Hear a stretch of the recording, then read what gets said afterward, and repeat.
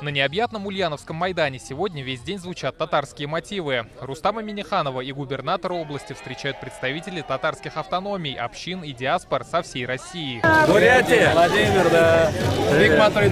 Владимирский. Калугла. Федеральный Сабантуй в Ульяновске проводится уже в 4-й раз. В области проживает больше 150 тысяч татар. Всегда проводим мероприятия такие. Без разницы. Живем дружно, татары, мордва, чуваши, узбеки, армяне, все у нас. Все татары нашей России здесь встречаются, делятся своим опытом, например. Где-то мы их опыт перенимаем, где-то мы свое показываем. Посмотри на него, отец! Нищих устоит и пулжирсере. Праздник плуга отметили на поляне местного ипподрома. Как хороший гость, Рустам Минниханов приехал не с пустыми руками и передал ключи от нового микроавтобуса руководителю местной автономии татар.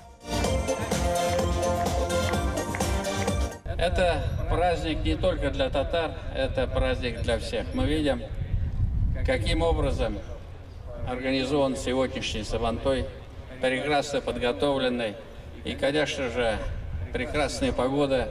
Хотел бы пожелать каждому из вас приятного, хорошего дня, хороших впечатлений, хороших друзей и еще раз поблагодарить тех людей, которые сегодня сделали этот праздник. Хочу всех поздравить с этим замечательным праздником, пожелать крепчайшего здоровья, семейного благополучия, счастья, мирного неба над головой и всего-всего самого наилучшего. Спасибо, с праздником! По традиции на сцене вручают государственные награды труженикам села и активистам общественных организаций.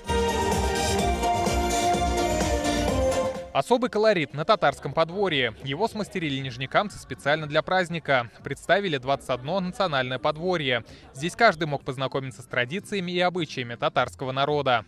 Из отдельных элементов кожаных вырезается орнамент, и кусочки миллиметр в миллиметр сшиваются.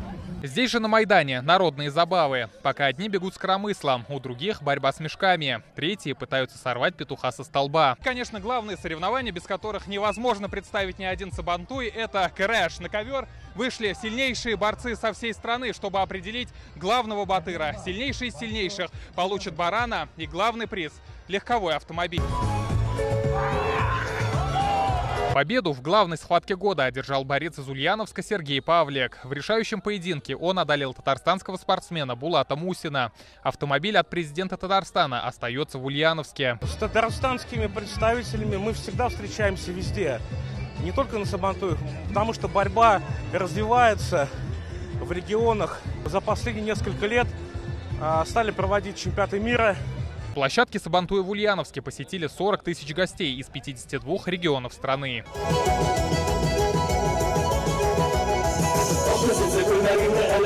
Следующий, 23-й по счету федеральный Сабантуй пройдет ровно через год на Кузбассе. Туда и отправился Тулпарад, символ праздника плуга.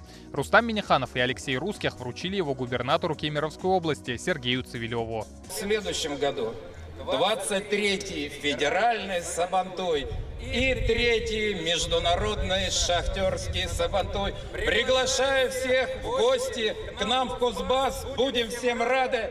Спасибо за этот праздник. Рамиль Галиуллин, Алмаз Зейдинов, ТНВ, Ульяновск.